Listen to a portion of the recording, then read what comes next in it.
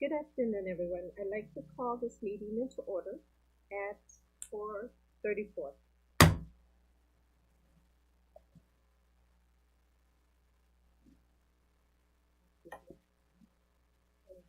At this time, we will hear public comments specifically related to items on the closed session agenda. Each speaker will have up to 3 minutes, with a total of 20 minutes allocated for this portion. To address the governing board, a complete speaker card must have been submitted to the clerk of the board before the meeting began. Okay, Miss Moran, do we have any speakers? Not that do not see no speakers. Okay, at this time, the board will adjourn into closed session at 4:35 p.m. to discuss personal matters, conference with legal counsel regarding existing litigations, and conference with real property negotiations.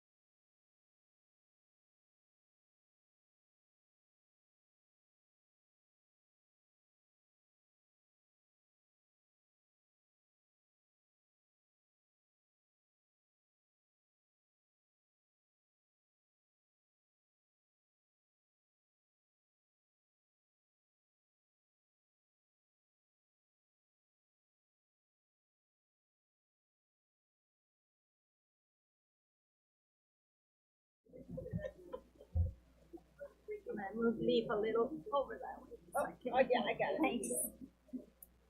Bring it in ahead.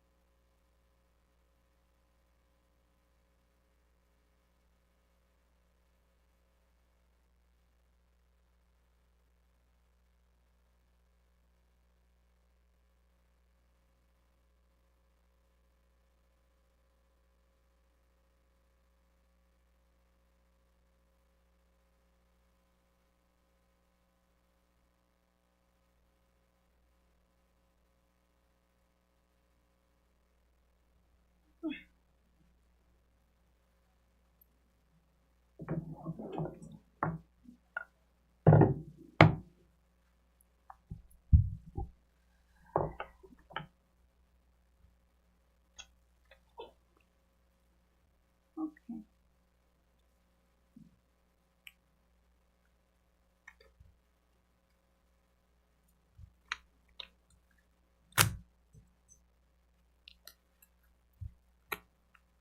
Everyone, we're going to start in just one more minute. We just finished from closed session. Quick bathroom break. So we're just waiting for one more board member to walk in. So thank you for your patience. Thank you for being here.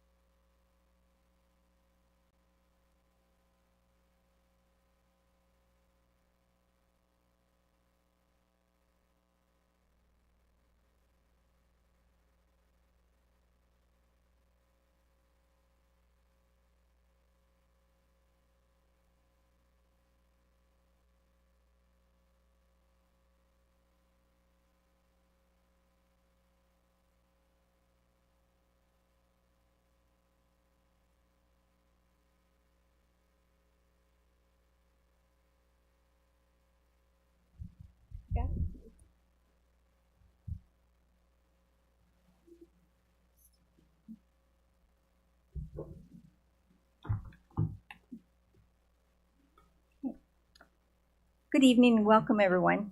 The board has returned from closed session and is reconvening in open session at 6:13. The board met in closed session to discuss one matter related to existing litigation, specifically an Office of Administration hearings special ed case. The board approved the settlement agreement in OAC case number 2025030032. The vote was 4-0. The settlement agreement will remain confidential in accordance with state and federal laws governing student privacy and legal settlements. So tonight's flag salute and student presentation will be led by student leaders from Potter Junior High. Good evening, President McBride, members of the Board of Trustees, Superintendent Hazel, and everyone here today. My name is Austin Bryden. I am a proud Potter Brave, and I'm joining you to lead the Pledge of Allegiance and share some positive news about Potter Junior High. At this time, I would like to invite everyone to stand, place your right hand over your heart, and join me in the Pledge of Allegiance. Ready? Begin. I pledge allegiance to the flag of the United States of America and to the republic for which it stands, one nation, under God, indivisible, with liberty and justice for all. Thank you. You may be seated. And I'm Anna Erb. We're both 8th grade students at Potter Junior High, and we're excited to share a few highlights from the past few weeks at our school. Just before spring break, the drama club shone with the production of The Wizard of Oz. The talent cast brought the show to life. We can't wait to see what the group does next. Until then, there's no place like Potter. And now, something huge. One of our very own Braves was selected to perform at the World Strides Festival concert at Carnegie Hall in New York this June. Wow. How cool is that? We are super proud of Micah Clemens' talent and can't wait to hear how it goes. It's not every day someone from Potter gets to represent us on such a big stage.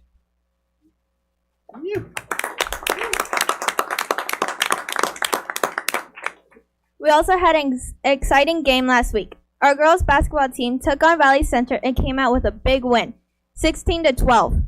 Everyone played their hearts out, and it was such a fun game to watch. The teamwork and hustle were awesome. And speaking of amazing moments, our boys soccer team had this insane corner shot that totally nailed it. The whole field went wild. It was one of those moments where you just knew the other team didn't see it coming. But it's not just about sports at Potter. We're also focusing on leadership and service. Our ASB has been organizing student activities so we can keep students engaged in our school and community. It's been a great way for students to have fun and feel connected. Last week, we had a scavenger hunt. Students found eggs and had to put a puzzle together. The first team to solve the puzzle got a smashed Dr. G with whipped cream. The Robotics Club, sponsored by Mr. Flota, recently took a trip to the Duluth Ecology Outdoor School. They volunteered their time to help clear trails, clean up, move mulch, and keep up the landscape. Great work, guys. Your community service ensures that Duluth is ready to go for the elementary school students, our future Braves, for their 3rd through 6th grade field trips. As you can tell, Potter Junior High is full of energy, talent, and school spirit. We're proud to be Potter Braves. Last year, I was grateful to represent my school at a summer science camp called Tech Trek, held at the University of California, San Diego. Now, I'm excited to announce that this summer, 3 girls will be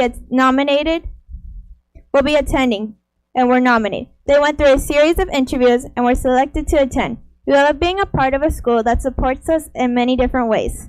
Thanks for letting us share what's been going on at Potter Junior High. We hope we make you proud. Go Braves!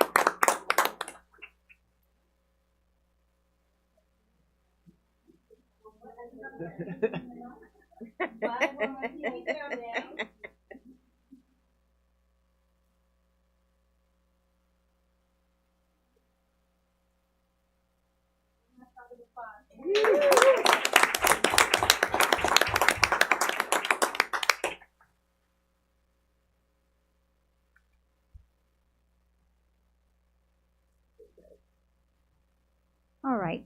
It is recommended the governing board approve the minutes of March 13, 2025 regular board meeting. Do I have a motion?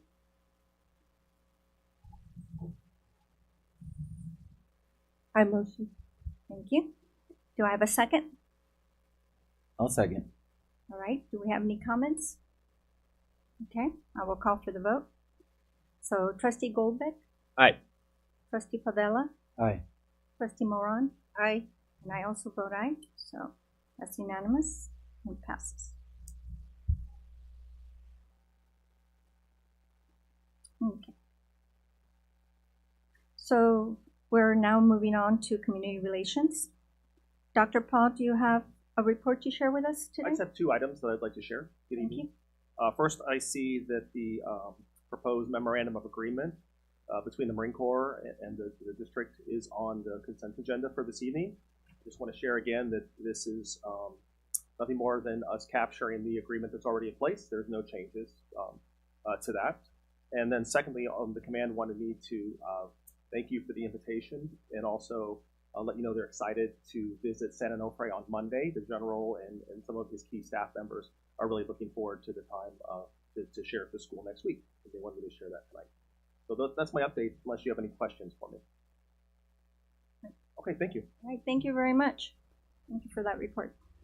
Okay, so reports from the board. So we will now be moving to the reports for Trustee Goldbeck.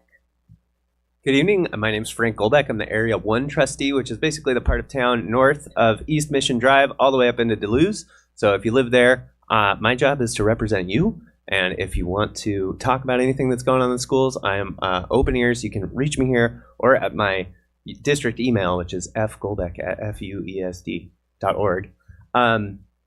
I just wanted to highlight that I joined the facilities planning committee this month, and it was really eye-opening. We've been working on what we're going to do about our facilities in Fallbrook for over 4.5 years, and by my estimate, we've spent around, so 2019 we started, and we spent over $100,000 on a plan that's really comprehensive. There's a lot going on with our campuses, and a big opportunity to modernize some of our campuses that really need some modernization. But it's going to take a whole community effort to make that happen. So it's going to be a process, and I'm excited because I think that we have an opportunity to improve our facilities for this generation and the future. Because if we don't have great public schools, what kind of future do we have? So that's what I wanted to share with you tonight, and looking forward to Arts in the Park this Sunday. If you haven't taken your families out to Arts in the Park, it's 11 a.m. to 4 p.m. at the Live Oak Park. Am I getting the name right of the park? Yeah, great. And we went last year, and it was such a blast. Totally recommend everyone go. It really brings the community together and celebrates so many wonderful things going on in our community. So I encourage you to get there. Thanks. All right. Well, we just got back from spring break, much needed break, right? So that was good. And looking ahead, we have maybe just a few more weeks of the school year left. Yeah, that's pretty amazing. The school year's flying by. I unfortunately missed the Don Dornan games. I know it's such a great event. But I want to commend everyone who participated, and all the students that went out and gave it their all. My son did participate, but I wasn't able to be there because I'm coaching his baseball team. So I was at his baseball game, and he wasn't. But that's all good. But yeah, definitely, I know that's a tremendous event. I haven't been in the schools too much recently, so I do want to share what my students have been doing. A couple things happening after school that I think is really interesting. My daughter was in the drama club in the Wizard of Oz. She's been staying after school Tuesdays and Thursdays. So really getting to practice something she very much enjoys. And then my son is in a pottery course happening on Mondays. So I just want to really appreciate what our schools are offering to our students in different ways, meeting their interests and letting them explore their creativity. And I also want to celebrate our schools that were recognized as 2025 California Distinguished Schools, Live Oak and La Paloma Elementary. For that. Great news for us to share here and to celebrate together. So thank you. And I'll leave it at that. My name is Maria Moran, and my report is I went to the Avocado Festival. It was, in the morning, it was pretty easy to go. After a while, it got really packed within a matter of half an hour. The whole thing was so exciting to see a lot of community being there and enjoying everybody's trades and purchasing and just supporting our own community. So I just wanted to shout out to the festival because it's getting stronger every year. Thank you. Thank you for that, Board. And I'm just going to pass on to Superintendent Hazel. If you would share your report. I don't have anything to report. Thank you so much. There's always so much that I like to share at each meeting, and it's been a while since we've been together. I want to start back in November. We celebrated the month of the military family. And now in April, we honor the month of the military child. So we know that our military service members, they often receive thanks for their service, but I want to take a moment and thank our military children because they serve too. They serve right along with their parents and their families. And these young heroes really demonstrate incredible resilience and strength in our schools because they engage in unique challenges that our other students don't experience. They have frequent moves, they're always the new kid, they're adjusting to new schools, and they're separated often from their parents during deployment. So despite these challenges, our military kids continue to embody the qualities of courage, adaptability, perseverance, and resilience. And truly, they just inspire us all.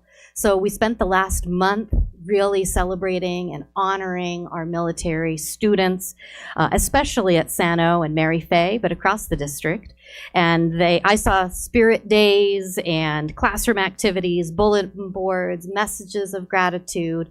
And so I just really want to also honor our students for the month of the military child. While I'm talking about that, I also had, since last we were together, I had the opportunity to attend the Salute to Purple Star Schools. Really exciting is that every single school in Fallbrook earned the Purple Star Award, which means that we are a military-friendly community and that we go out of our way to ensure the transition of our military children in and out of our schools and provide lots of services to our students. And so it's a really exciting designation. And so I went to the county office and I got to celebrate. All of our principals came with me and we were able to receive the honors of the Purple Star schools. And not just for one school or two schools, but for every single school in Fallbrook. So that's very unique, our commitment.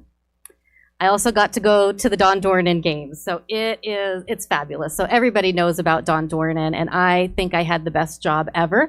I got to kick off the games in the speaker's box up at the top, and then you might have seen me down on the floor all day long. I got to pass out the ribbons. So it was just so exciting to be right among the kids. And, you know, I saw children cheering each other on, those who were first and those who came in last. The camaraderie and the sportsmanship really stuck out. And I just want to say thank you to all of the volunteers who made that event happen. It really, over 100 volunteers, and a huge number of them from Fallbrook High School.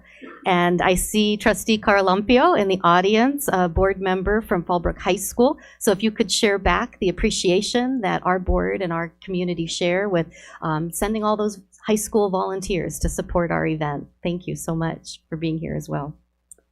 And finally, you already shared the California Distinguished Schools, and we've got both of our principals in the back of the room, Mrs. Pleat and Mrs. Parson.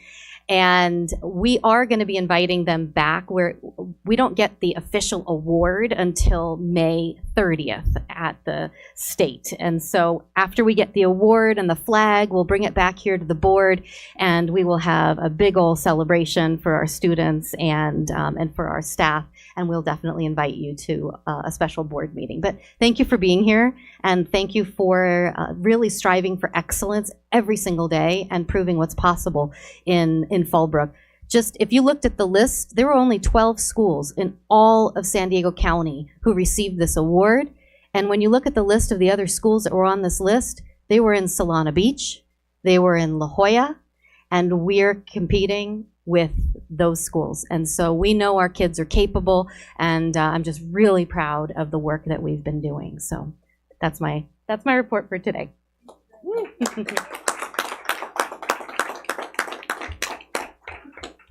That's wonderful. Strong attendance is so important because it's key to learning. When students are in school consistently, they have the best chance to grow, develop, and succeed academically. That's why we're excited to recognize schools for their effort in promoting strong attendance. This month, I'm proud to announce that Mary Fay Pendleton has the highest average daily attendance. Congratulations to the students, the teachers, the staff, and the families.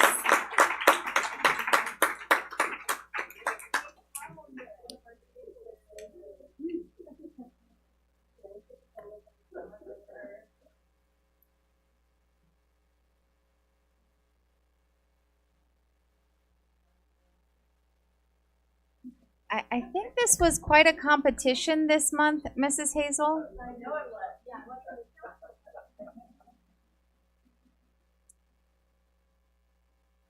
So for those of you who don't know, attendance has been something that we've been striving to improve. And Mary Faye Pendleton has dethroned a school that has won for how many straight months? 5 straight months. And so now Mary Faye Pendleton has now superseded that and dethroned La Paloma. So congratulations, Mary Faye Pendleton.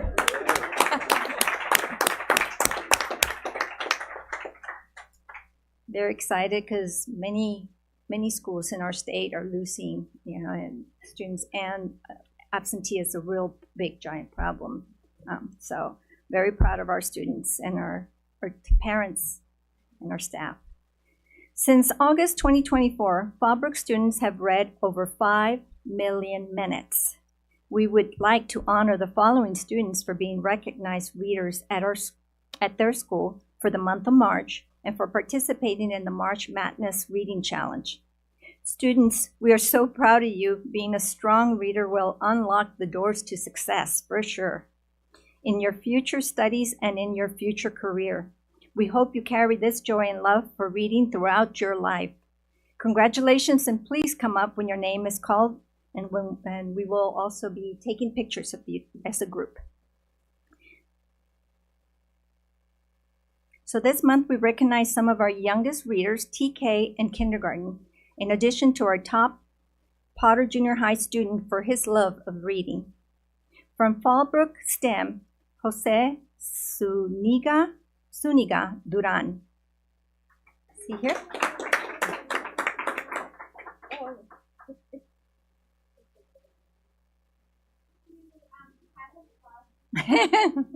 Good. Very good. Yes. This picture? Okay. Okay, very cute. One of our little ones. Adorable. Okay, then from La Paloma, Deun Kelby Ortiz.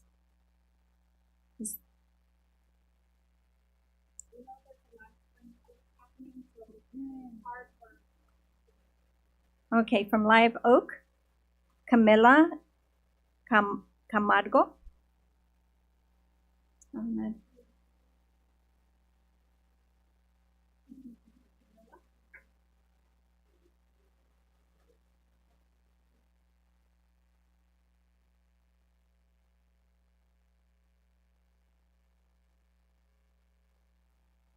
Okay, from May Alice, Christopher Perez.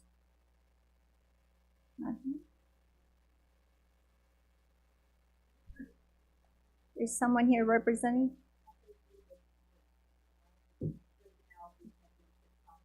No. Somebody here to pick it up? Good.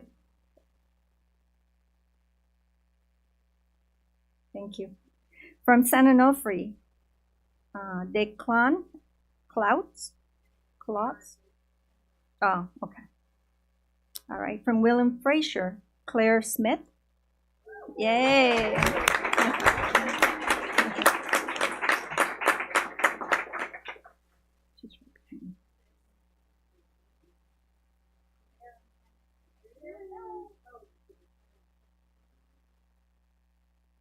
Oh,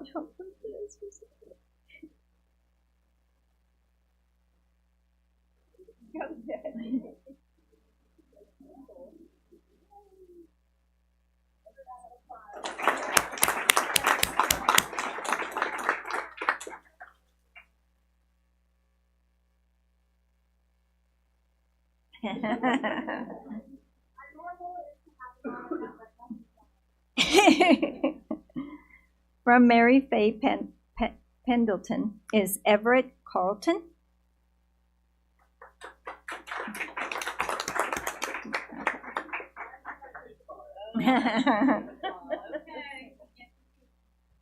And then finally, Potter Junior High, Desnider Rodas Montejo. No? Okay. Okay. Okay. So I would also like to honor Live Oak Elementary for having the highest participation, which we mentioned, rate across the district with 87.5% of the students logged in and tracking minutes.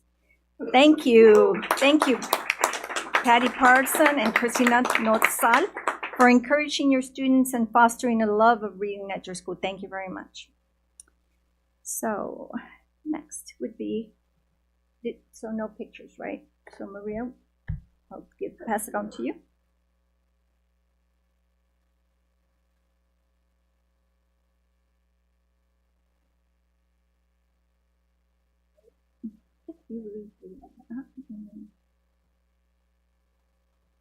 Okay. The school board is also proud to celebrate and support the math achievement of students. This month, we recognize the following students for math achievement: Potter, Sonia Azures,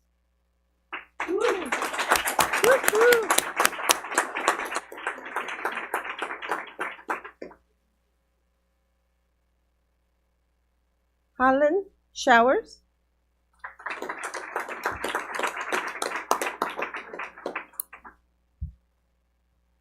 Giovanni Gutierrez,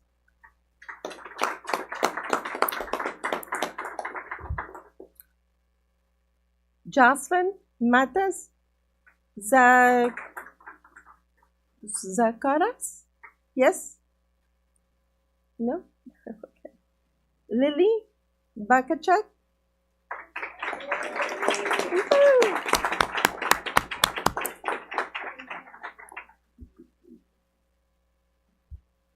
And Manor Mata Mantejoy?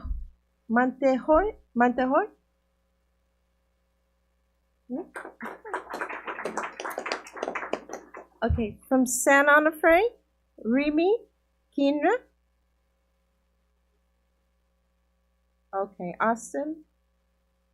Maggie is also from. Perfect. Okay. Mary Faye Pendleton. Jackson Philippi. Okay. And Tyson Krill. Congratulations to all.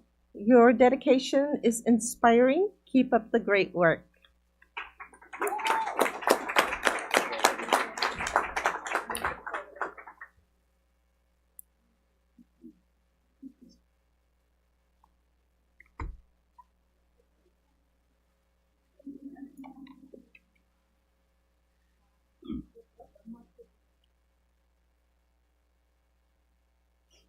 I'll mention real quick that Sonia is on our. I'm the coach. She's on our softball team, Sonia. And this week, you should have seen her in center field. She caught 2 fly balls on the run. It was awesome. Yeah, good job, Sonia. Okay, thank you. So at this time, we will hear public comments related to items on the open session agenda, as well as non-agenda matters within the board's jurisdiction. Speakers are allotted up to 3 minutes each, with a total of 20 minutes for a particular item or topic. While the Brown Act allows the board to hear issues within this jurisdiction from the public that are not on the agenda, it only allows the board to respond in a very limited manner, such as providing direction to the staff. If the board were to have more than this type of brief discussion on an item not on the agenda, it could be in violation of the Brown Act's rules for posting the agenda. To address the governing board, members of the public must have submitted a completed speaker card to the clerk of the board before the open session portion of the meeting. Trustee Moran, do we have any speakers? Yes, we do. We have two. The first person is Jennifer Jeffries.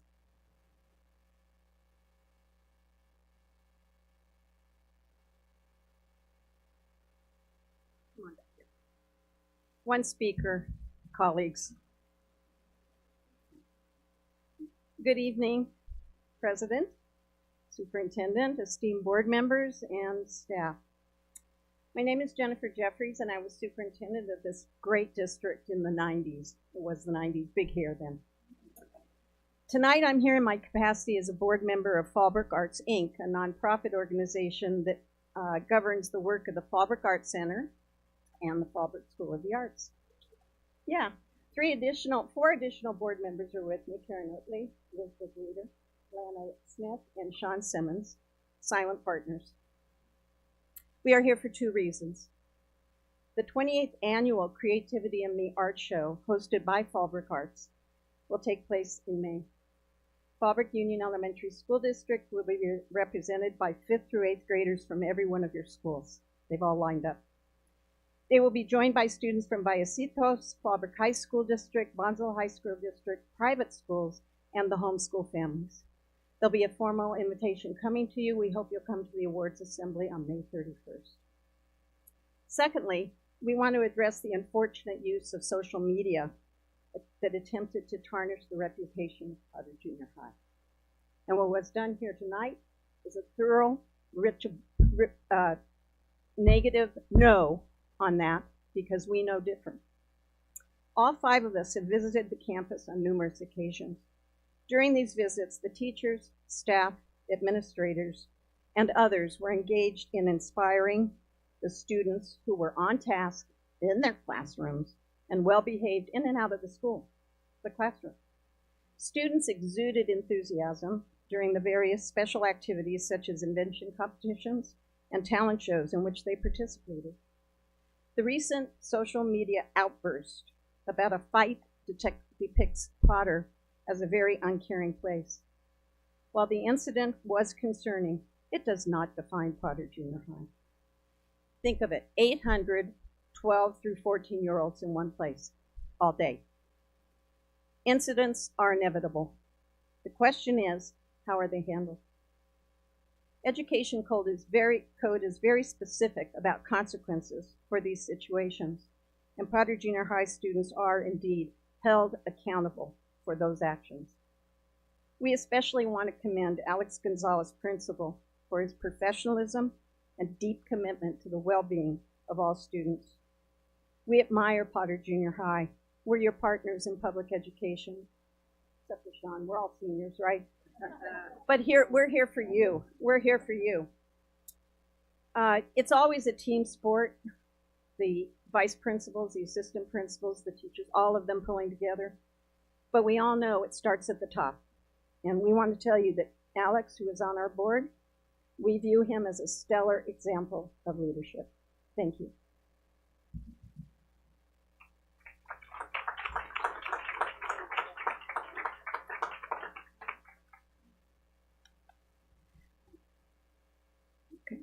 Okay, the second person is Dr. Connie Fish.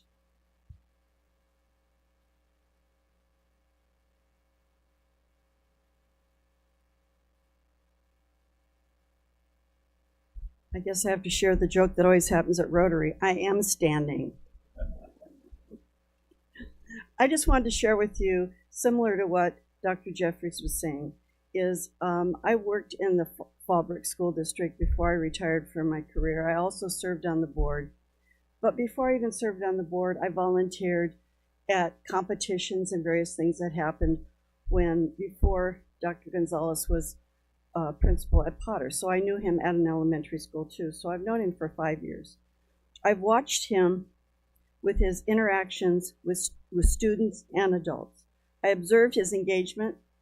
The very first day of school, I will never forget, because I was there giving out candy. I can't remember what I was assigned to do as a board member, but he was there shaking hands with students, introducing himself to kids he didn't know, saying hello to the parents. He was very, very interactive with the students and genuinely interested. I saw the same thing when I was in classrooms with him and in meetings. He's well respected in the community. He serves on our arts board, as Dr. Jeffrey said, because I'm on that board too. See, when you leave your job, you get another job that they don't pay you for. He really wants to support all students in the arts, which is why he's there. But the other thing I would say to you is he can't make all the board meetings because that's where his first commitment is, to his school and his students. He deserves the same respect he gives the community. He respects all parents, students, visitors, and employees. I know nothing about the details of the event with this student, but I know Dr. Gonzalez follows protocols with any incident. I know and I'm aware of his professionalism because of being around him. Inappropriate behavior is never tolerated at any school, whether it began away from school or not. The public's not allowed to know the details of the investigation because of privacy rules. Attacks through social media, etc., are cruel and demeaning to a highly respected and genuine leader in our community. I want the public to know, despite the misinformation that's been spread, Fallbrook is privileged to have Dr. Gonzalez as a principal in our community. He deserves our support, respect, and confidence in his leadership. Thank you.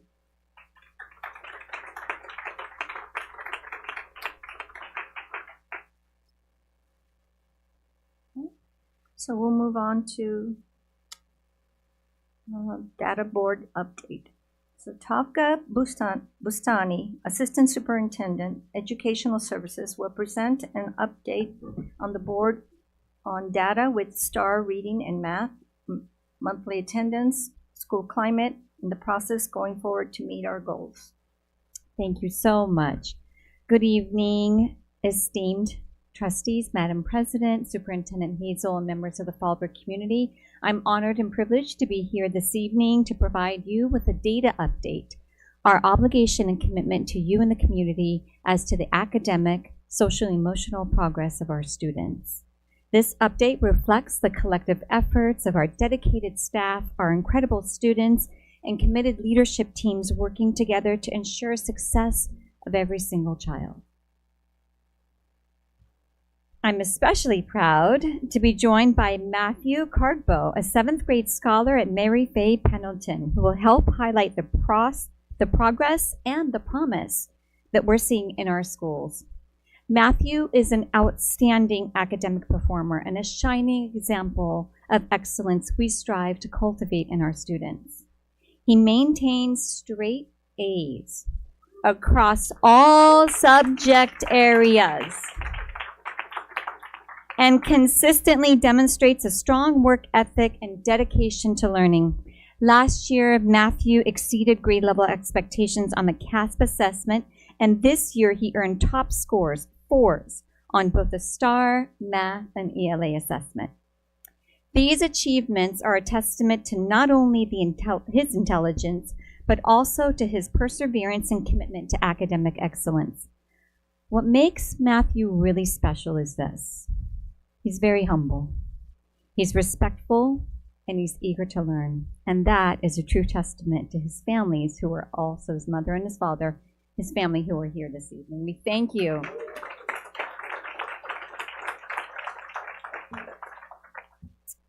It's very important to highlight that we remain deeply committed to data that addresses the needs of the whole child. Of course, we are concerned about the academic performance of our students, but we like to take a multiple measure approach to ensure that we get a full picture of student success, not just the academics. How are they in school? Are they attending? Do they feel safe? Do they feel connected? Do they feel like they want to come to school? As we review the data, you will notice a great deal of green. Green is progress, and we're very proud of that. However, at the same time, there are areas of growth that we recognize that signal critical opportunities for us as an organization to address this data, so we operate with full transparency and urgency at the same time. So before I hand it over to Matthew, I'd like to direct you and orient you to the format of this slide. So as you can see, I won't have my mic.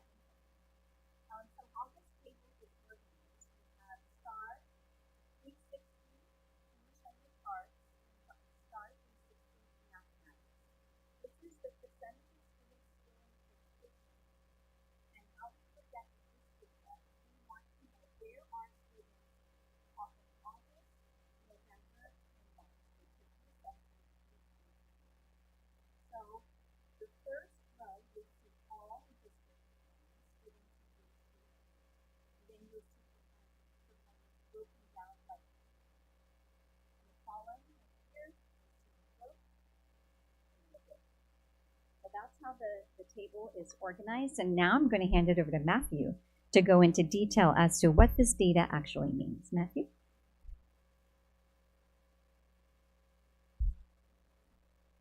Star assessments are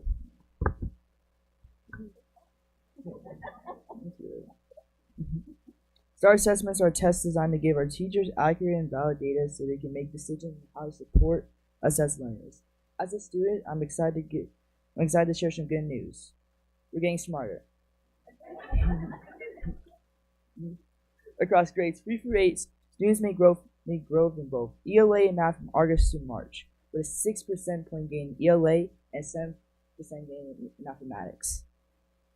Some of the biggest wins: grade 8 math jumped 14 percentage points. It's a math level up. Grade 8 ELA also came strong with an 11-point gain. 6th grade ELA is up by 9 points, which means we're either getting better at reading, or we finally figured out what figurative language means. Finally, grade 3 math improved by 7 points. Looks like those multiplication tables are finally paying off. Now, we're not perfect. Grade 5 math dropped by 4 points, which just means we have a little more practicing to do. The progress shows that things like small group instructions and adults having confidence in their ability to do hard things are making a difference for us as students.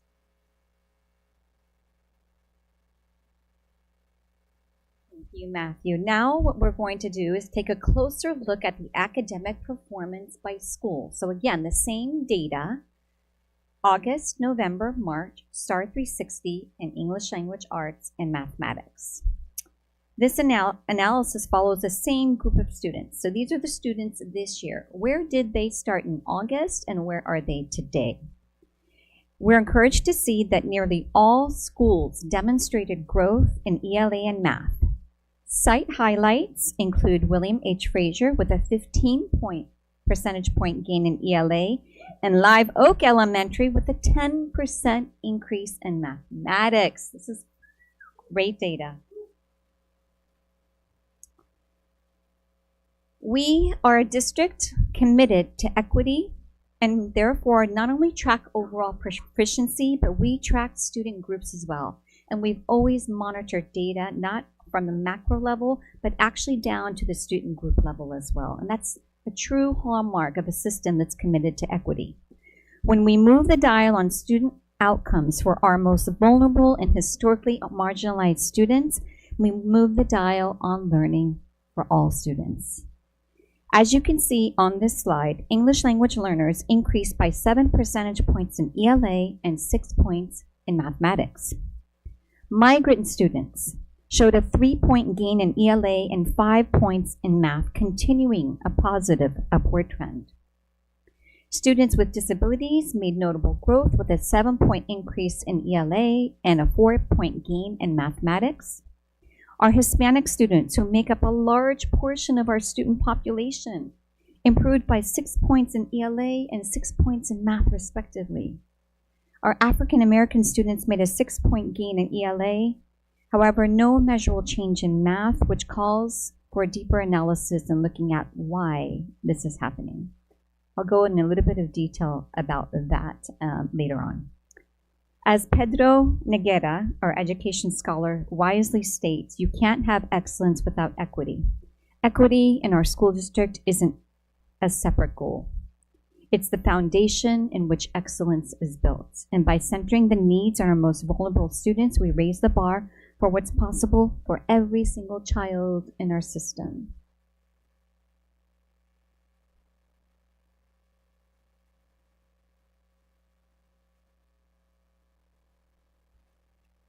Now let's talk about reading. Yes, the things our teachers always tell us is important.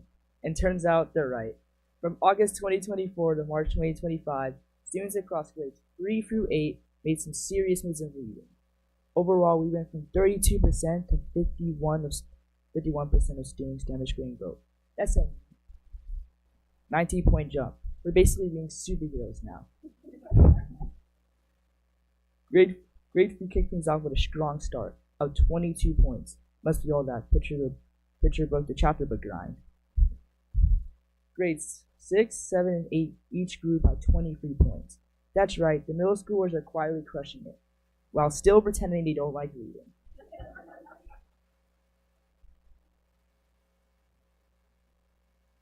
Grade 5 came in a 19-point boost. Grade 4 grew by 5 points. Remember for more? Sure, but hey, progress is progress, and we'll take it one book at a time. So what does this all mean? We're reading more, we're reading better, and we're actually kind of proud of it, even if we don't say it out loud. So before I move on to the next slide, I want to punctuate something here. This data shows that our children are reading. They're showing that they love reading, and our culture of reading is actually making an impact on their success. Reading books, falling in love with them, is different than sitting down and taking an assessment where they have to read a passage and find the right answer. This is actual book level reading. And the books that are in the hands of our children are captivating them. They're engrossed in characters, and they're inspired by what's happening in the books that they read. That's why this slide is so powerful. And you don't see it here behind the numbers, but this is a hallmark of our commitment and our testament to have every single student reading by 3rd grade. Now we're going to look at data in a slightly different way. We are going to take a look at how are we performing today compared to how we performed last year. March 23-24 to March 24-25. This reflects the year-to-year comparative growth actually used by the state to determine if we've made progress. We use our March scores because this helps us predict overall how will we perform on the CASP. So if our students were taking the CASP today, this is probably an accurate indicator of how they will perform. At the district level, as you can see, we observed modest gains. We increased in ELA from 48% to 50%, a 2% gain. And in math, we rose from 39% to 42%, a 3% gain. Grade 3 demonstrated the strongest gain in both subject areas. And grades 4, 5, and 8 emerged as areas where continued support and instructional attention are needed. As a system, I want you to know that we are responding to the data. Every site leadership team, every leader, every principal, every associate principal, all members of leadership team have analyzed this data, and they've provided individual targeted support, which I will explain later on in what we're calling a resource alignment plan. So we are responding to this data, and we have already taken action since March. When we compared student performance from last year to this year at the site level, we're encouraged by the positive trends that have emerged, as you can see. In both ELA and math, nearly every school is demonstrating measurable growth. Underneath this data, the reason that we see this increase is an attention to the standards. Our teachers are unpacking what it means to be at grade level. Stronger use of data and instructional planning and PLCs. They're gathering together and they're looking at students by name, by need, and they're designing supports. And they're addressing targeted instructional supports in the classroom. What are we doing to improve the quality of instruction? These areas highlight where we must dig to understand challenges and ensure all students are not just thriving, but making progress. So as we celebrate growth, as I mentioned before, we also have to keep in mind that we have areas of improvement, and that balance is very important for us to recognize, to improve, and move forward in that. Now we're going to turn our attention to our student groups. Again, how do they perform March 2024? How are they performing today? And as you see, we're seeing notable growth across most student groups, which reflects the collective efforts of our schools to respond to students' needs with intentionality. One example of how we're addressing that is that our spring camp. We have opened 5 additional camps, 5 additional classes in our migrant education for our migrant education students. So these classes intensively focused on math and ELA for 4 hours a day. 5 additional classes, 4 hours a day with additional time to support and accelerate their learning in both math and English language arts. So where do we stand today on our path to achieving our 10-10-10 goal our superintendent casted a vision for us to achieve? We are on the right track.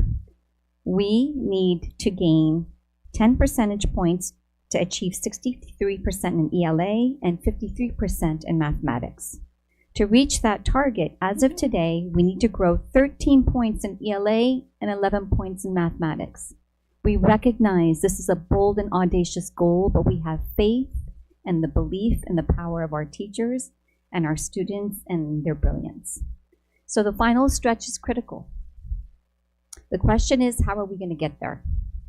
And ensure more students leave our classrooms proficient, but not just proficient because of a test score, but proficient to expand opportunities and be prepared for their future academic careers. Again, this isn't just about the numbers. It's about hope, opportunity, and the promise of public education. So what did we do in response to the data? On March 10th, we proudly gathered every single member of our instructional leadership team. Every single school here in Fallbrook has a leadership team comprised from several teachers, one representative from each grade level, along with other members of the team and the administrative team as well. And we dug into the data. We unpacked it. We analyzed it. We tried to get underneath what factors contributed to the data and what can we do between now and the end of the year. And that's where they developed what we're calling their resource alignment plans. So what does our resource alignment plan look like in action? Well, it's an all hands on deck approach. Every single adult on the campus is supporting students directly. Every single adult is engaging in teaching and reteaching cycles. Instructional coaches, intervention teachers, intervention technicians, STEM lab teachers, every single adult working closely with students, pinpointing their area of need and providing direct instruction to move them forward. And they're assessing along the way because we cannot afford one day to go by to not know if our students are making progress. We're providing small group teaching. We understand when we teach whole group, we lose kids often. So we do small group support delivered based on their individual needs.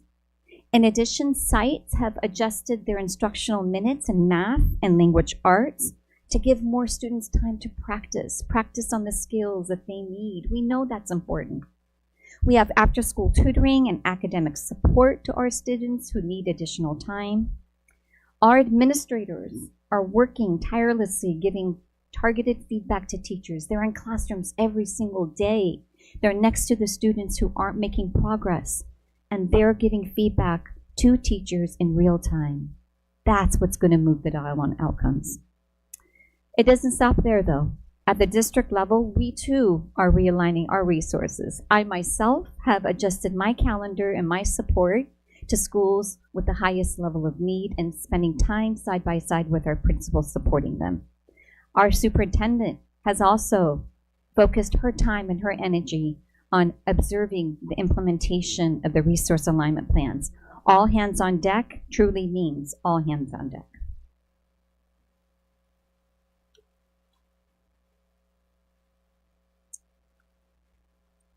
We know attendance matters, and if our students aren't in school, we know they will not learn. So now we're going to turn our attention to attendance. This data reflects two key measures: chronic absenteeism, the percentage of students who miss 10% or more of the school year. Our goal is to reduce this number, fewer students missing too much school. Average daily attendance, the average percentage of students who are present each day. Here we aim to see an increase, more students attending consistently.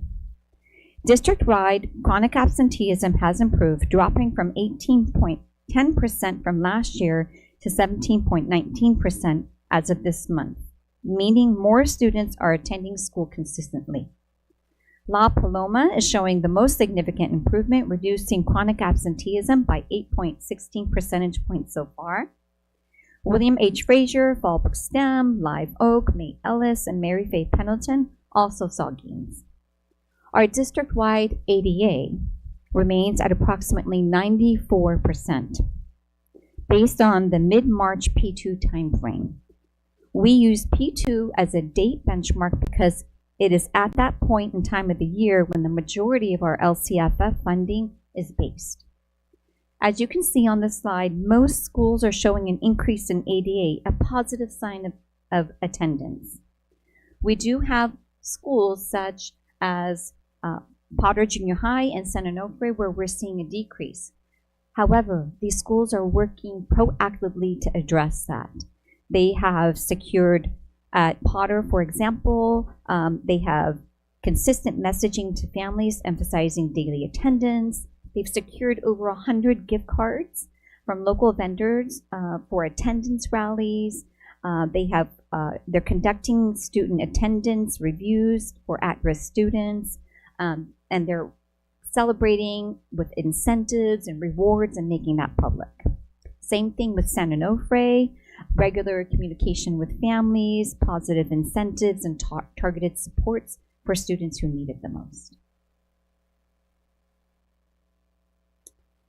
So as you can see, as a district, we've been proactively ensuring that students are in school attending every day and are ready to learn, reaching out to families when attendance issues arise.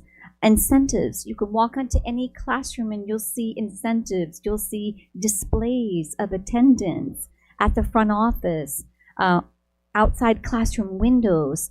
Sites are celebrating and honoring students who show up every day on time. You can see this as you walk through our buildings. Teachers are also working to ensure the students feel connected, because if they don't feel connected and safe, they do not want to come to school. And we know that building strong relationships and creating safe, welcoming environments truly matter. Counselors and social workers are working to remove barriers to keep students from attending, such as transportation, mental health, and family needs. We have a wraparound system to assure that our students attend every day and on time, ready to learn.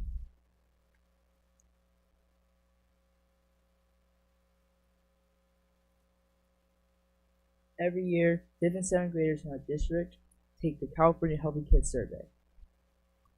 It is the biggest survey in the state that asks students like us how we feel about our school experience. It covers things like motivation, safety, relationships with teachers, and feeling connected to the school. This year, more students are feeling connected, supported, and safe at school.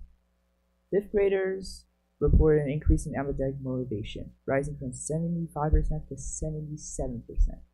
Showing that we're more determined and ready to meet challenges. Our teachers and counselors are working together to help our 5th graders feel more connected to the school. Among 7th graders, we saw even more exciting growth.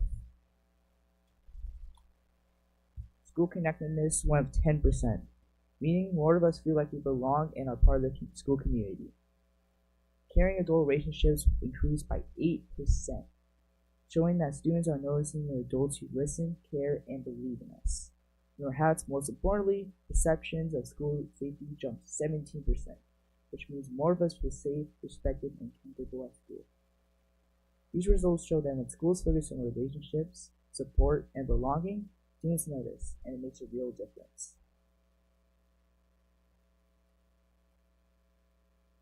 As we close our presentation, I'm reminded of the words of Nelson Mandela, who said,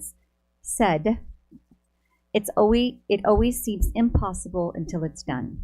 When we look at the progress of our students and what they've done so far, whether it's academic growth, improved attendance, or students feel more connected, it's clear that the work we're taking on is making a difference. Do we have a long way to go? Yes. Do I believe in the power of our teachers and the brilliance of our children? Absolutely. And I do believe that the positive momentum we've built and the supports we've put in place will get us to the finish line by the end of the year. Our students are showing us what's possible when we align our support, focus on equity, and believe in their potential. Thank you, esteemed board trustees and Superintendent Hazel, for your continued partnership and commitment to ensuring that one, that what once felt impossible here in Fallbrook is now becoming a reality. We open it up to questions.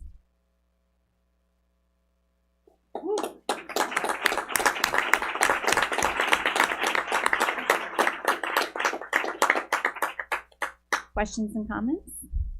I do have a question. I just wondered on the tutoring part. Is this how? Can you give more detail about that? And how long after school is the program open? Is it open?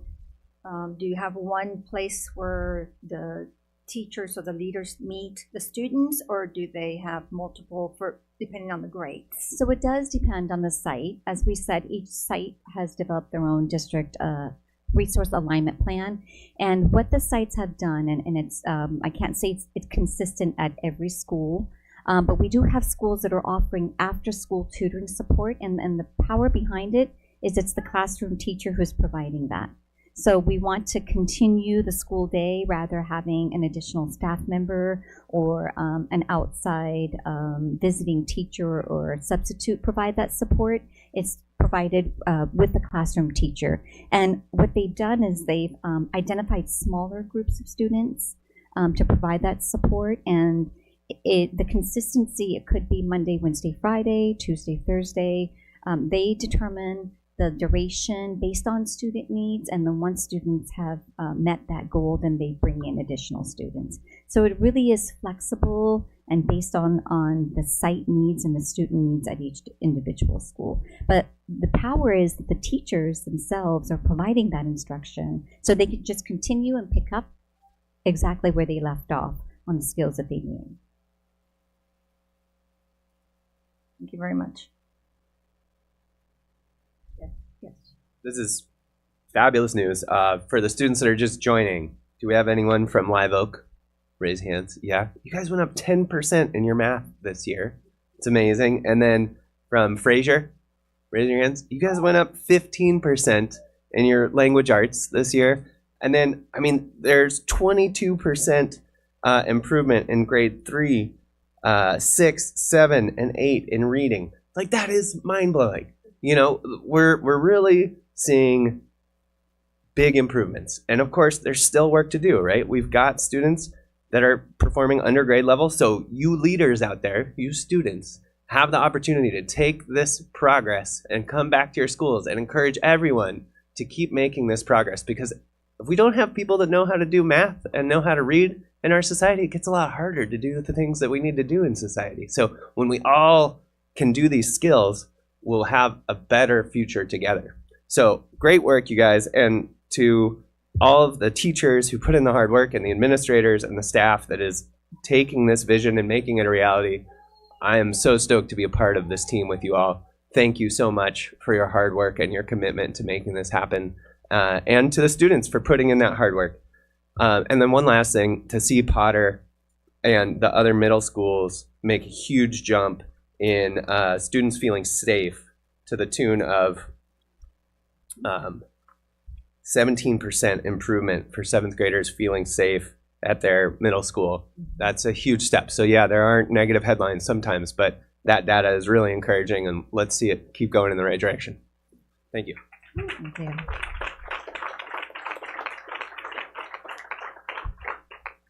Thank you so much. I'd like to now honor our student presenter, our scholar, Matthew, with the wonderful certificate.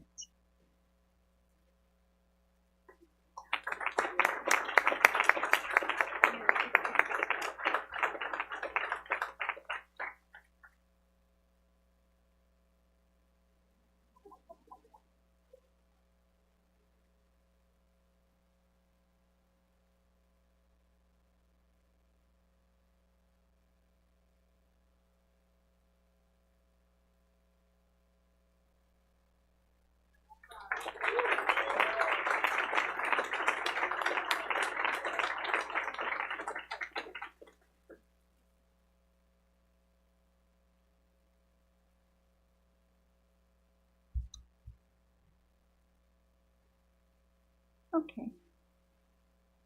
Thank you.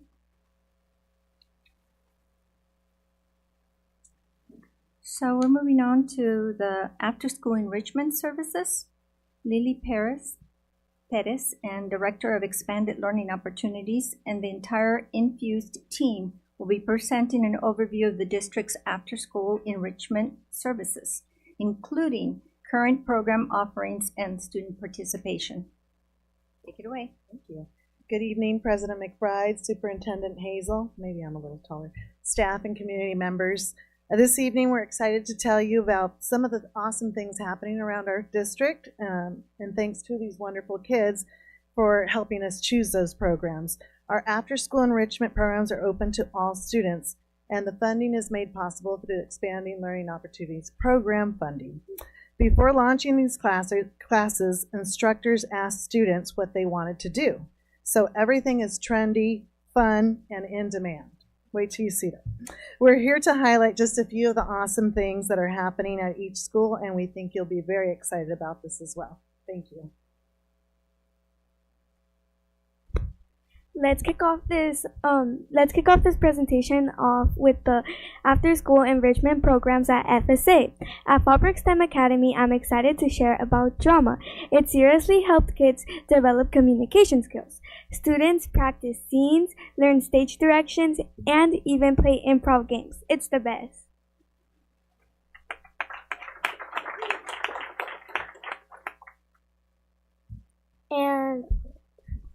And I'm excited to share about our cooking class. Students have learned how to make snacks and meals, plus kids learn about nutrition. I even hear that kids have made meals for the family.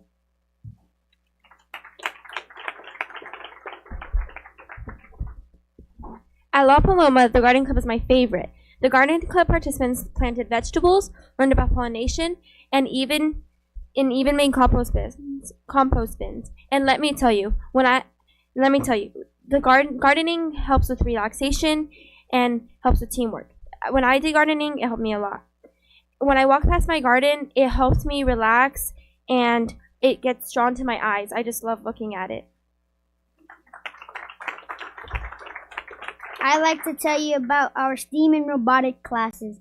In these classes, the students are building cool stuff and learning how to code with robots. It's like science and fun mashed together.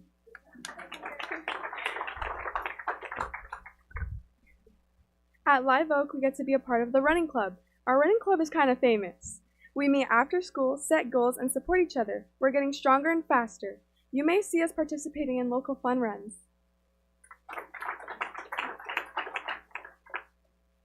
And pickleball, super fun.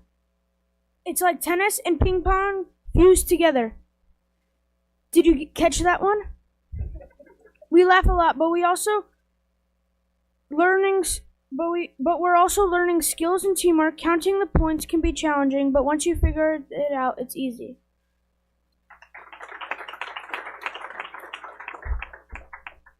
Oh wow, it's been forever since I've seen you. We have amazing things happening at Bayales. I just love ceramics class. Students get to make sure their own clay creations, glaze them, and take them home. It's messy in the best way. See, I am working on a project to submit for the 2025 The Creativity in Me Youth Art Show Contest.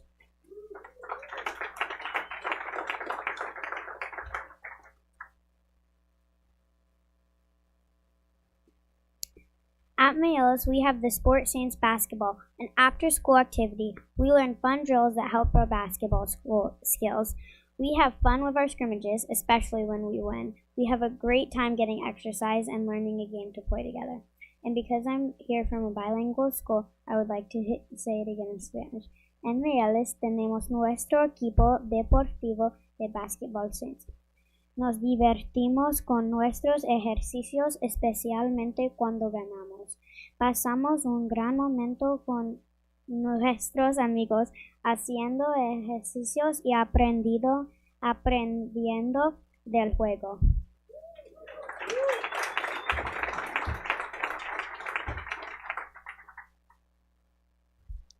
At Mayelles, the Crochet and Knitting Club, knitting club was a big hit. At first, it was tricky for the kids, counting loops and moving their fingers, but now they have the hang of it. See, I hear it's very relaxing. Depending on how the rest of your meeting goes, you may want to consider on picking it up too.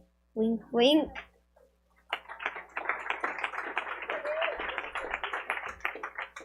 At Mary Faye Pendleton, our STEM class is next level. Students build stuff, test it, and make changes. It's like learning to be an engineer. Being an engineer is a great life skill. Here, kids are already thinking ahead for their careers.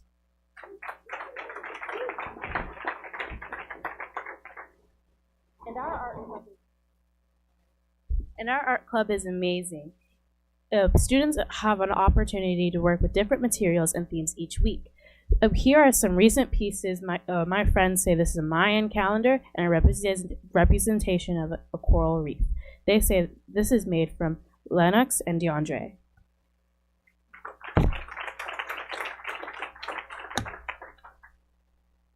Wow, AJ, that's such a fun way to end the day. Being with friends, being creative, and making cool art to take home.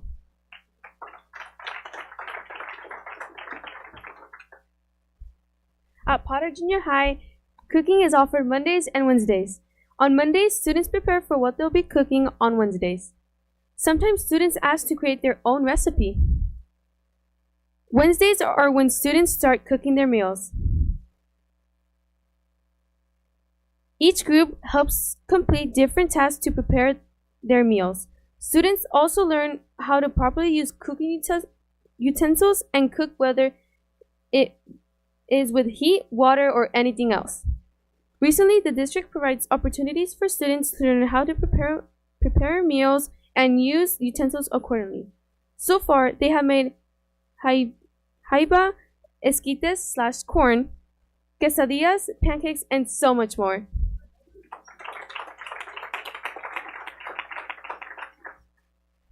Okay, this one is pretty unique. Let me introduce you to the Tabletop RPG Club. Students play Dungeons and Dragons. Camila is actually holding it right now. That's what they use. The DM, there's a Dungeon Master, which is called the DM. The DM is in charge of leading their group through campaigns. Students roll a dice to see if they can complete a task. For example, the dice decides whether or not they'll be able to hit a dragon.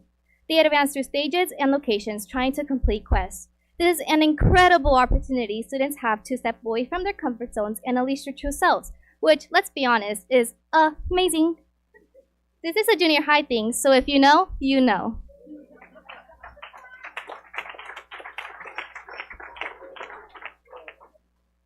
At San Onofre, our students got to experience BizTown. This is an entire economic and business curriculum where students learn to run a mini town. Students applied for and worked jobs, earned a salary and deposited it into the bank. Oh, and paid bills too. It was so real. And musical theater is a blast. Singing, dancing, acting, it's the triple threat. Practicing and performing together built teamwork and self-confidence.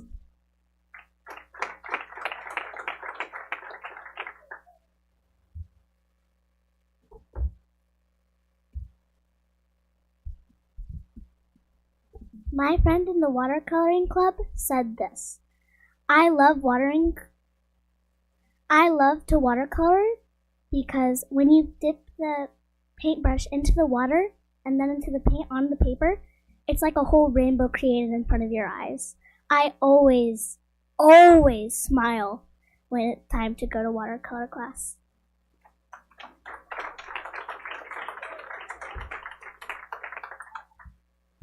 And I joined pickleball, which is super fun and fast-paced. We laugh a lot and get lots of exercise. You might not realize how much running you can do in such a small court. It is fun, but I still play to win. And all the instructors who help us, they're amazing.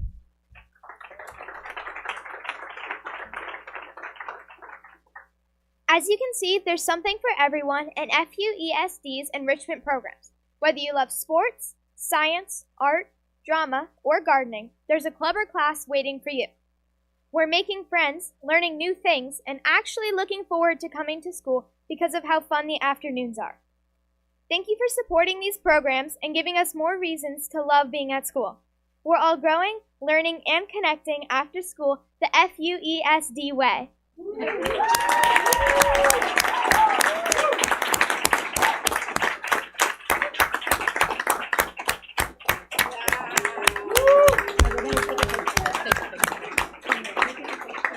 So if all the students would please come up to the front so that you can take a group picture. And I am so excited and happy to have this, especially these last 2.5 years, or 2 years since our superintendent, our new cabinet has come in, where the students are getting to practice speaking so much more. I remember being in speech class in college, and majority of us were afraid the first time we had to go up and speak because we had never spoken before. This is great experience for the kids.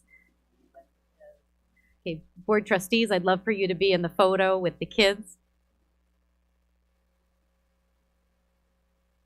And students, I agree with President McBride. You've set the bar for public speaking here and making our board meetings really interesting and entertaining. All right, trustees, if you can come over.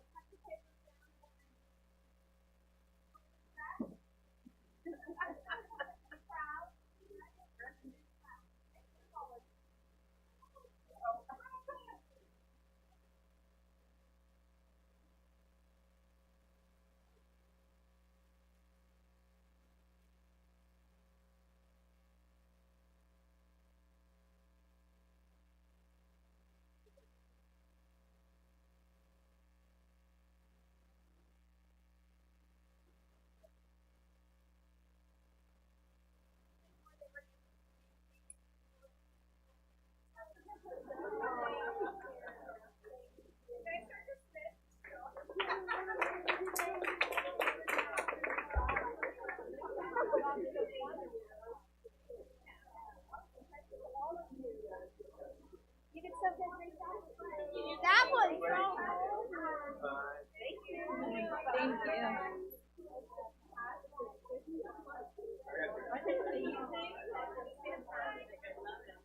all of them were really good. I know. They have ways to.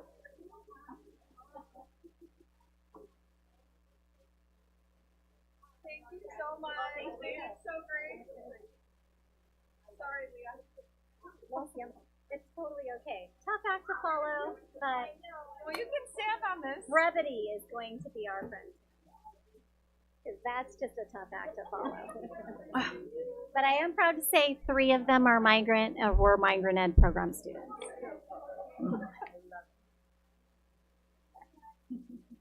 Thank you, parents, for bringing your children in, and thank you for the great job you're doing with them at home, too.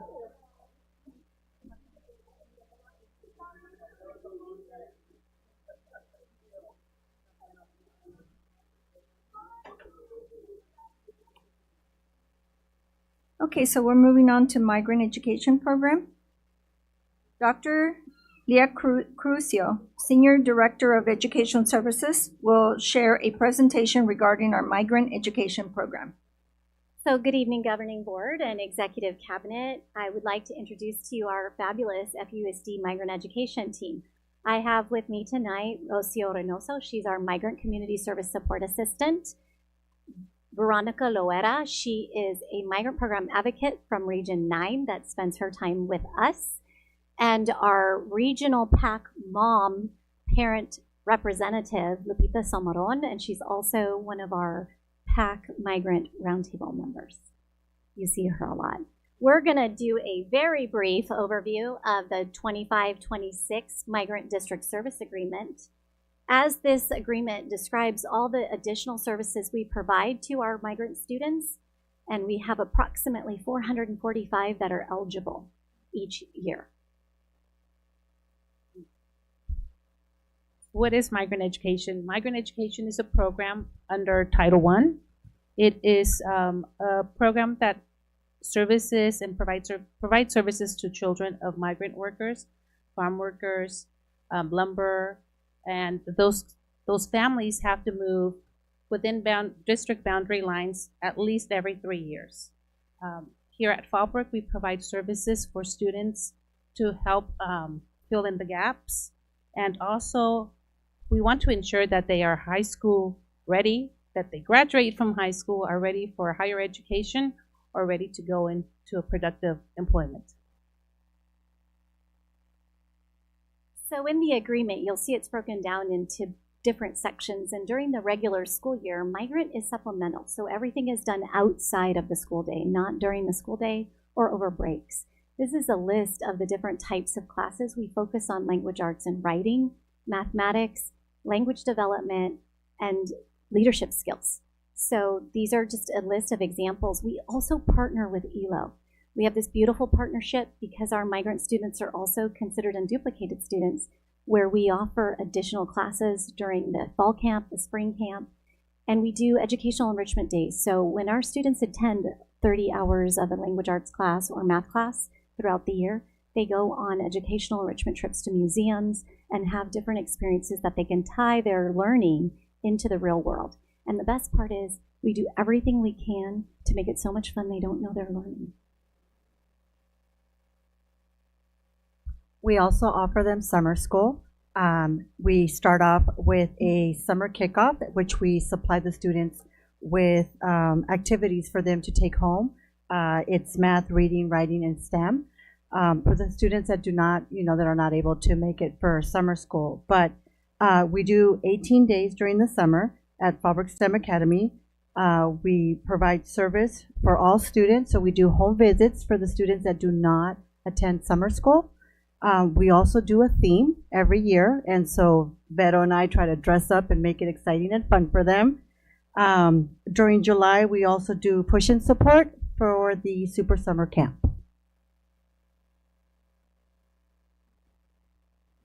I'm here again, like my big boy.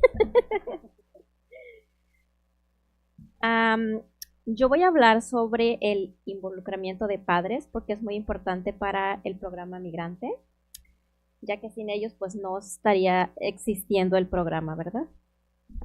I'm going to speak about the parent involvement, that without parents our program would not be in existence.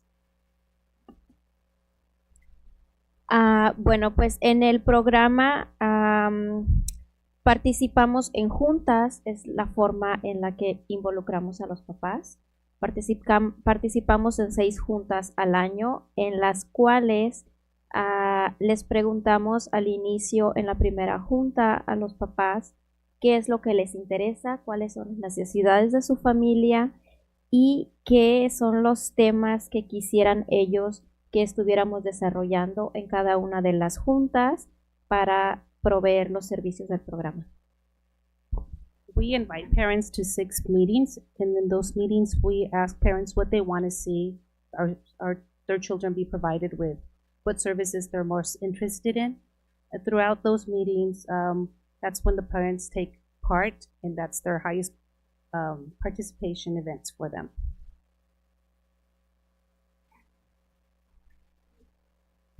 Parent workshops. Los talleres para padres están basados, como lo dije anteriormente, en las sugerencias que ellos nos dan al principio del ciclo escolar.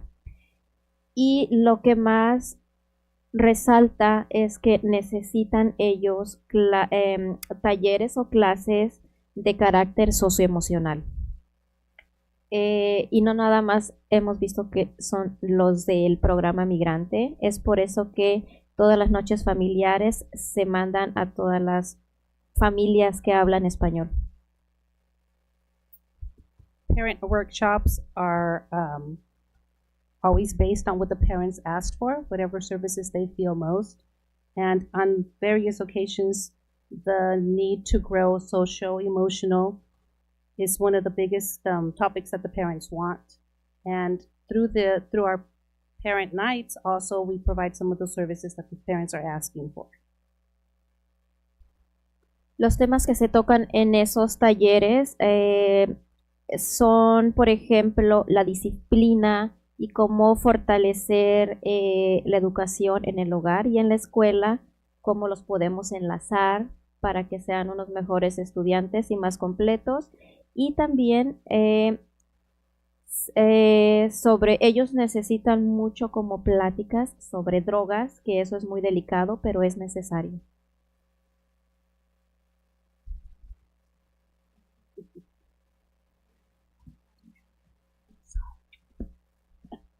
The workshops that the parents attend are mostly hard topics like hard communications with students, such as drugs.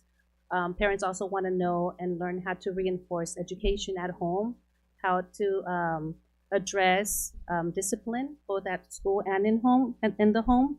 And we offer this through our PAC, which is our Parent Advisory Committee nights and our family nights. Y las noches familiares se tienen que resaltar los temas de literatura, matemáticas, salud y nutrición. Y eso es lo que nos estamos enfocando cada año. Our family nights highlight math, language arts, reading and writing, and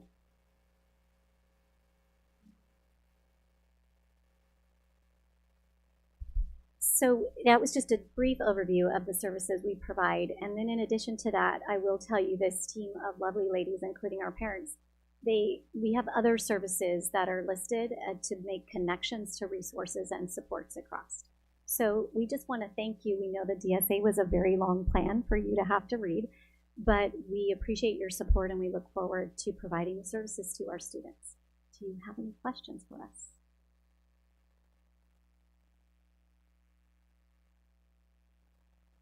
Just want to say thank you, gracias for presenting. I know migrant program is a very important program for our district. Trying to recall, I remember you mentioned Superintendent Hazel that our program or Fallbrook Migrant Ed program is one of the largest, or there was something unique about migrant ed program, maybe. So we are actually the second largest migrant education program in the district. It's why we have what's called a district service agreement. It allows our district to provide the majority of services directly. It's our teachers who teach the classes. It is our team who plans that.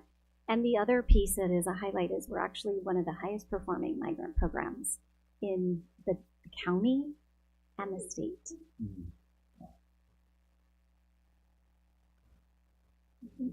Okay, thank you very much. Thank you for the presentation. Can I just highlight Dr. Curcio attended a conference recently? Did you want to speak to that? The entire team. Did you just want to talk about that really quick? We had the opportunity to go to the national conference because it was hosted in California, and we appreciate you approving that. But more than anything, it allowed Lupita the opportunity to meet other parents and go to classes on how to engage parents. So we have come back with many ideas.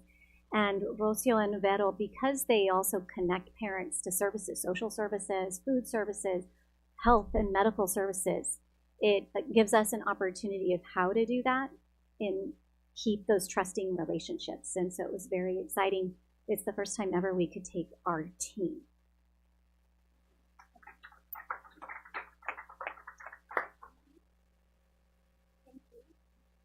That was a hard move to follow.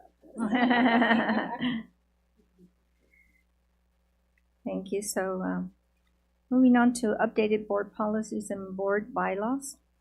It is recommended the governing board approve in the second reading the following board policies: BP 0000, 0460, 12550, 3540, 5030, 5113.12, 5125, 5145.3, 5145.7, 5148.3, 6174, and Board Bylaws 9010, 9012, 9100,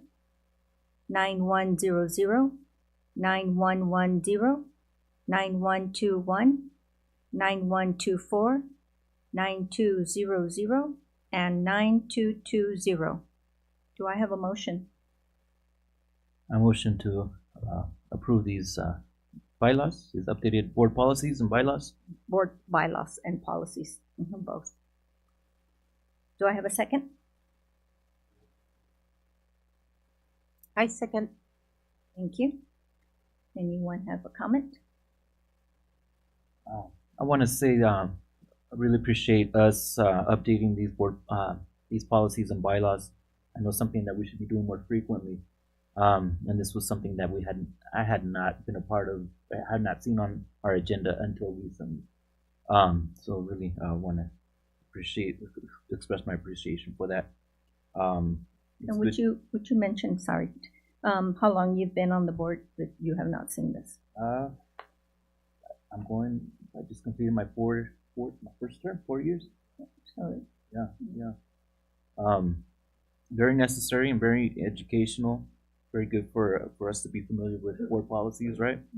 And it's good to see that much of this we're already adhering to, but it's good to make sure we're updated. And I learned a few things as well.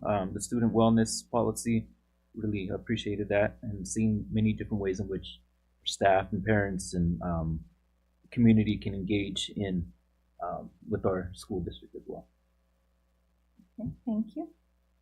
And now, do I have a motion? Oh, I'm sorry, second. Oh, well, okay. All right, I will call for the vote. And Trustee Moran? Aye. Trustee Favela? Aye. Trustee Goldbeck? Aye. And I also vote aye, so the motion passes. Sorry, threw me off. All right, so tonight we have several policies for the first reading. So starting with PB 0420, School Plan Site Councils. Next is PB 3541.2, Transportation for Students with Disabilities. Next, PB 5148.2, Before After School Programs. PB 6159, Individualized Education Program. PB 6159.1, Procedural Safeguards and Complaints for Special Education. PB 6159.2, Non-Public, Non-Sectarian School and Agency Services for Special Education. Then BB 9230, Orientation. These policies will be reviewed and brought back for discussion and approval at the next board meeting. So we move on from that. Next is Action Resolution number 10-2425, designating May 12, 2025 as Employee Appreciation Day. It is recommended that the governing board adopt Resolution 10-2425, designating May 12, 2025 as Employee Appreciation Day. Fallbrook Union Elementary School District values and appreciates all employee categories. Adopting this resolution designates May 12, 2025 as Employee Appreciation Day for all district employees. Do we have a motion?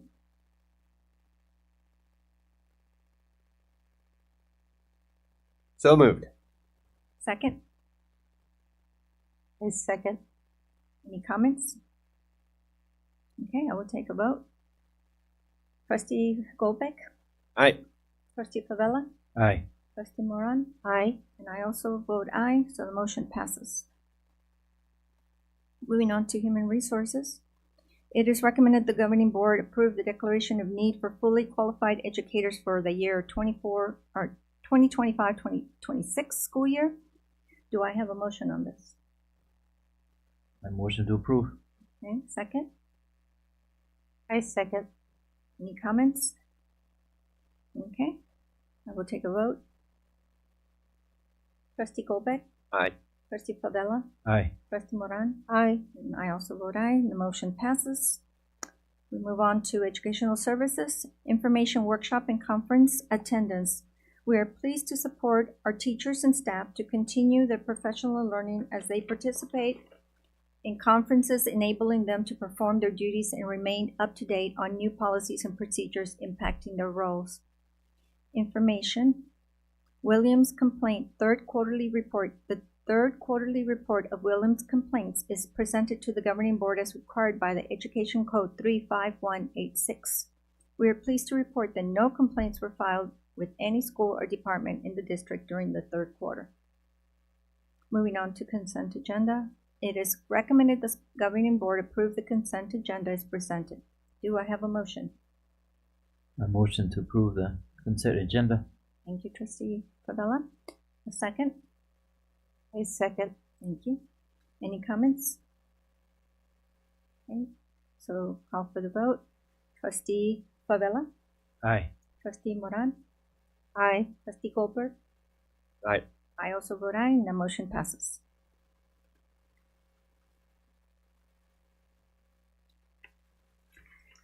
With that, the meeting is now adjourned at 7:46 p.m.